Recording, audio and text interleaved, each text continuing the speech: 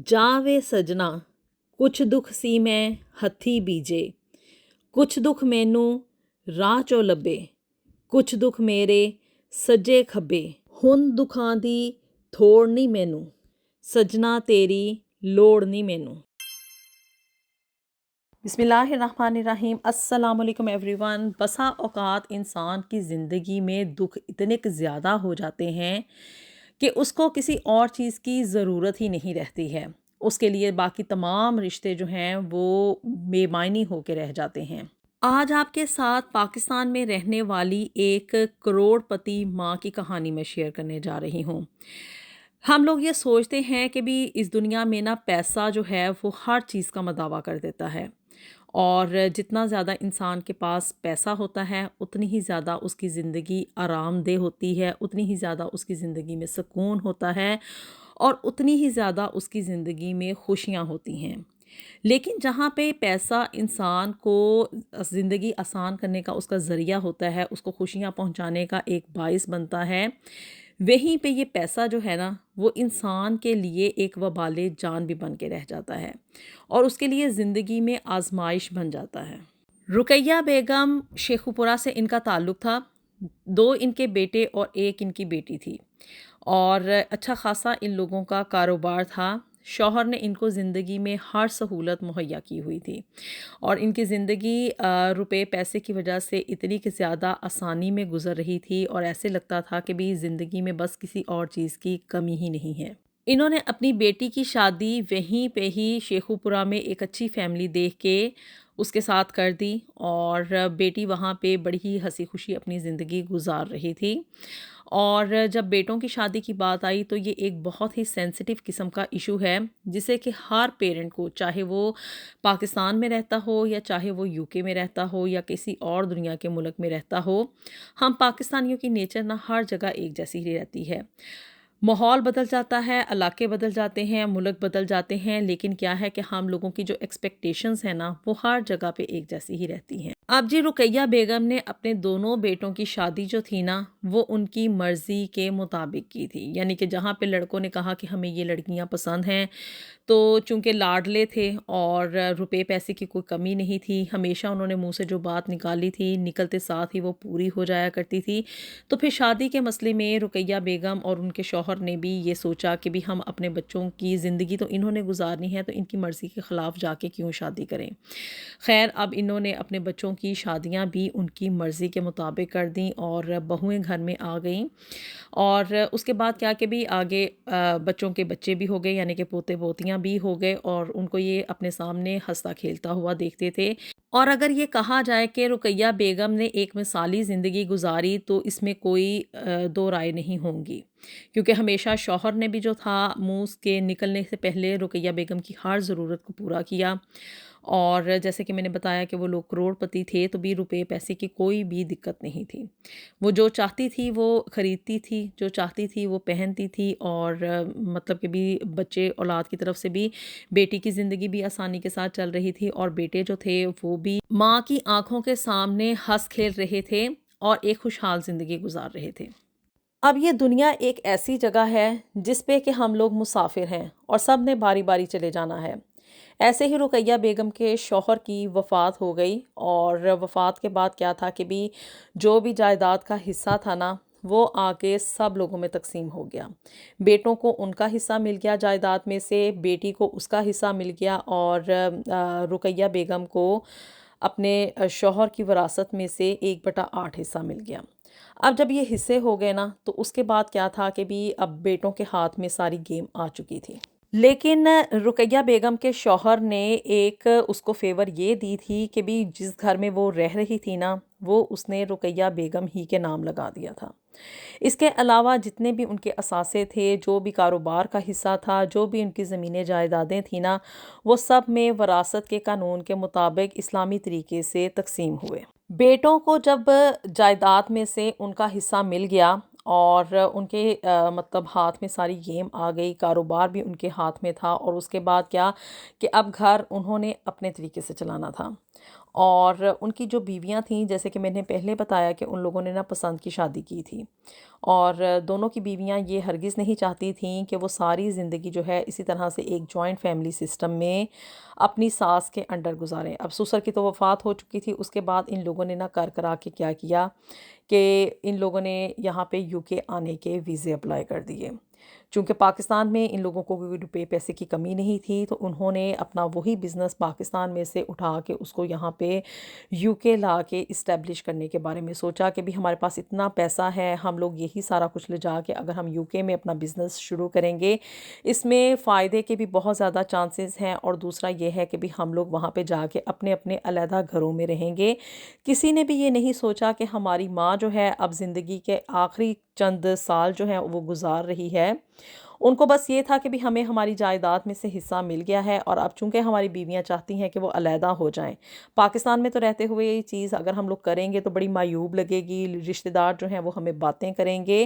اور اس کا بہترین حل یہی ہے کہ ہم کسی نہ کسی بیرون ملک چلے جائیں۔ اب یہ دونوں بیٹے جو تھے، انہوں نے اپنا سارا جتنا بھی روپیہ پیسہ تھا اسے یہاں پہ یو کے میں لا کے اپنا ایک کاروبار اسٹیبلش کر لیا، اور یہاں پہ اپنے گھر بھی لینے میں وہ علیحدہ علیحدہ کامیاب ہو گئے۔ گویا کہ یہ اتنا آسان کام نہیں تھا یہاں پہ آ کے نئے سرے سے ایک بزنس جمانا اور پھر اس کے بعد اپنے گھر بھی لینا، is not a very easy game. لیکن چونکہ اب وہ لوگ ڈٹرمنٹ تھے اور ان کو ایک فرار کا راستہ چاہیے تھا، وہ لوگ پاکستان میں رہنا نہیں چاہ رہے تھے، اور اپنے اس پیسے کو وہ اپنے طریقے سے استعمال کرنا چاہ رہے تھے، اور وہ یہ نہیں چاہتے تھے کہ ہم اپنی ماں کے ساتھ جو ہے وہ اپنی ساری زندگی وہیں پہ اپنی بیویوں کو جو ہے نا وہ گزارنے پہ مجبور کریں۔ تو اس لیے ان لوگوں نے یہی بہتر سوچا کہ ہمارا ایک بہتر مستقبل ہونا چاہیے، ہمارے بچوں کو آگے بڑھنے کی زیادہ اپرچونٹی ہونی چاہیے، اور ہم بزنس میں زیادہ پیسہ بھی کما سکتے ہیں، تو وہ لوگ یہاں پہ یو کے آ گئے۔ یہ سب کچھ اب راتوں رات نہیں ہوا، مطلب کہ وہ جو بیٹے تھے وہ پہلے آن اینڈ آف، پہلے ایک آتا تھا پھر دوسرا آتا تھا، آ کے یہاں پہ سارٹ آؤٹ کرتے تھے چیزیں، اور یہ سب کچھ کرنے میں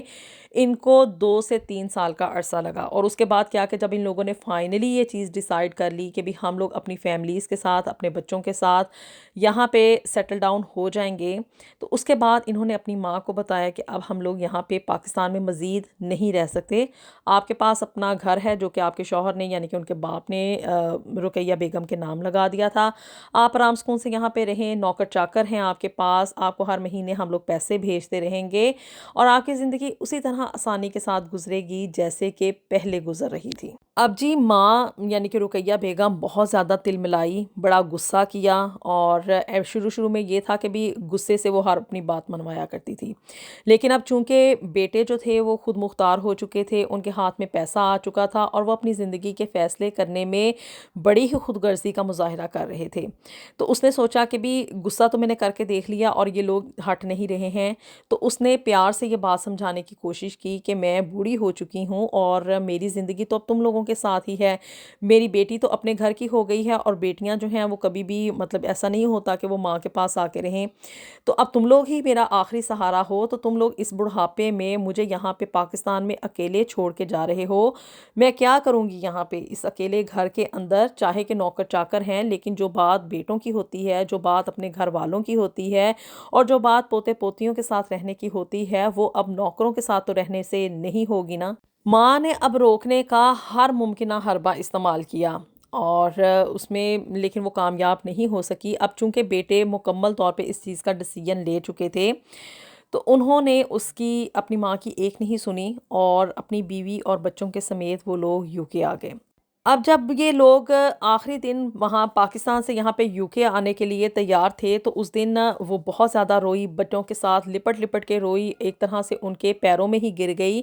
اور ان کو واسطے دیتی رہی کہ تم لوگ مجھے یہاں پہ اکیلے چھوڑ کے نہ جاؤ، میں یہاں پہ اپنی زندگی کس طرح سے گزاروں گی، تم لوگ میرے کون سے بیٹے ہو، اور کیا میں نے تم لوگوں کی یہی تربیت کی تھی کہ بھی اپنی بیویوں کی خاطر جو ہے وہ ماں کو ہمیشہ کے لیے چھوڑ کے چلے جاؤ۔ لیکن بیٹوں کا آگے سے یہ سٹانس تھا کہ ہم لوگ آتے رہیں گے، آپ کو پیسے بھیجتے رہیں گے، آپ سے ویڈیو کال پہ بات کرتے رہیں گے، اور چونکہ یہاں پہ آپ کے پاس ہر طرح کی سہولت ہے، رہنے کو ایک بڑا گھر ہے، کھانے پینے کے لیے کھلا ہے، اور آپ کی خدمت کے لیے نوکر چاکر بھی ہیں، تو اس لیے آپ کو کوئی تنگی نہیں ہوگی، آپ ہمیں ہماری زندگی میں آگے بڑھنے دیں۔ اور اس طرح سے رقیہ بیگم وہاں پہ پاکستان میں اپنے ایک عالی شان گھر میں نوکروں کے آسرے پر رہ گئی۔ بیٹے اور بہویں یہاں پہ یوکے میں آ گئے، ان کی اپنی ایک نئی زندگی شروع ہو گئی۔ اور آپ کو پتہ ہے کہ جب انسان کہیں پہ بھی مائگریشن کر کے جاتا ہے، ایک شہر سے دوسرے شہر جائے، تو وہاں پہ بھی اس کو سیٹلمنٹ ہونے کے لیے بڑا ٹائم لگتا ہے۔ تو یہ تو ایک نئے ملک کی بات تھی، وہ لوگ آ کے اپنی ایک نئی زندگی میں بزی ہو گئے۔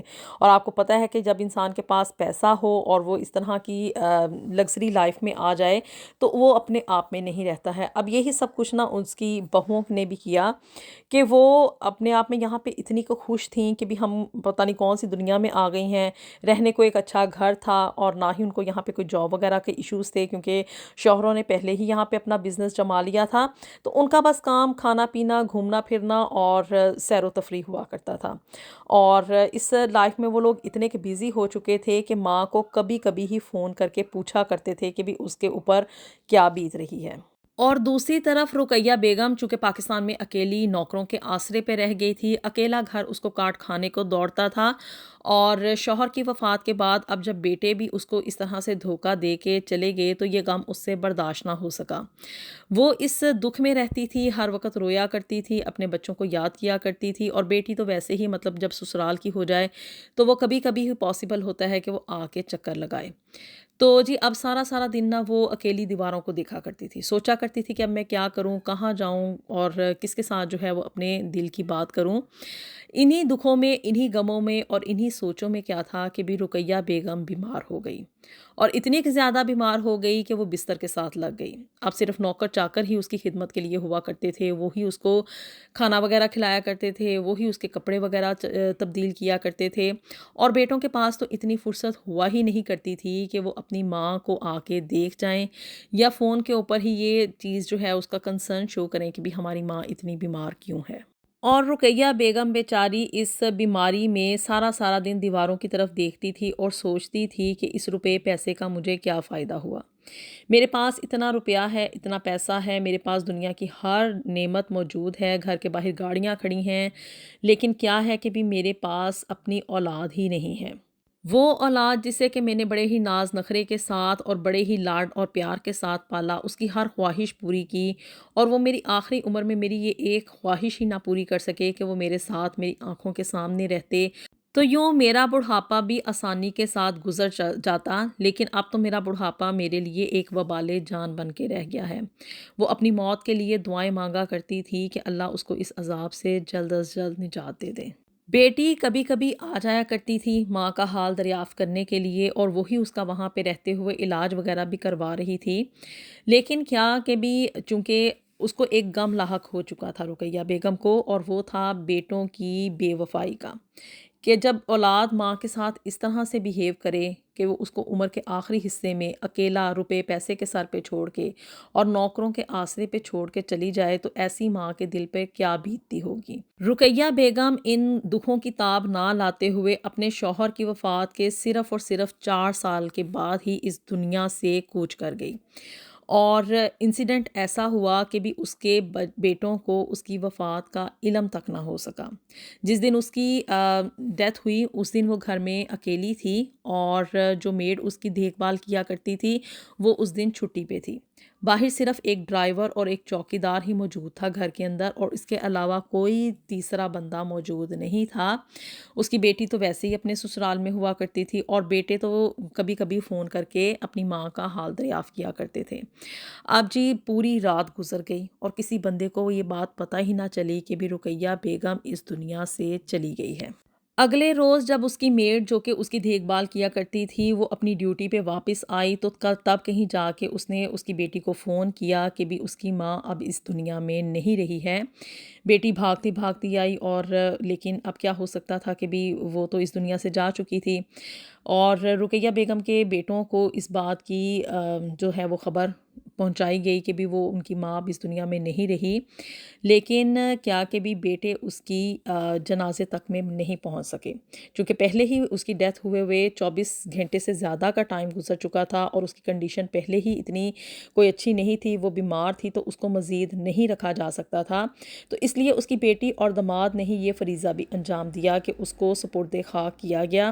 اور بیٹے اور بہویں جو تھیں وہ بعد میں دنیا کے دکھاوے کے لیے پہنچے کہ بھی ہمیں اپنی ماں کی وفات کا بڑا ہی دکھ ہے۔ اور وہ ماں بیچاری اب ان دکھوں میں، ان غموں میں نہ جانے کون کون سی باتیں اپنے دل میں لیے ہوئے اور کس حالت میں اس دنیا سے چلی گئی۔ جب وہ اس دنیا سے گئی تو اس کے پاس کوئی ایک سنگل بندہ بھی نہیں تھا جو کہ اس کے منہ میں چند قطرے پانی کے ہی ڈال سکتا۔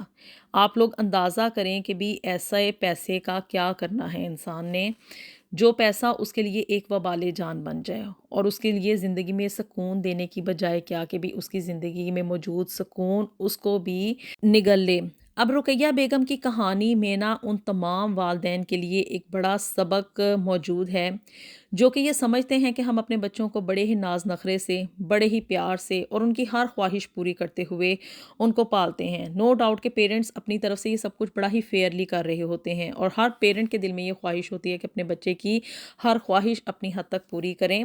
لیکن کیا کہ ہم اپنے بچوں کو نا یہ سکھانا بھول جاتے ہیں، دنیا میں سب کچھ پیسہ نہیں ہوتا ہے۔ پیسہ انسان کی ضرورت ہے، لیکن اگر پیسہ انسان کے لیے خدا بن جائے تو اس کے لیے دوسرے اور کسی رشتے کے کوئی معنی نہیں رہتے ہیں۔ اللہ تعالیٰ ہم سب کے لیے دنیا اور آخرت میں ڈھیر و ڈھیر آسانیاں پیدا فرمائے۔ اپنی دعاؤں میں ہمیں یاد رکھیے گا۔ ملیں گے آپ سے نیکسٹ ویڈیو میں with something new and something very interesting. Until then, اللہ حافظ۔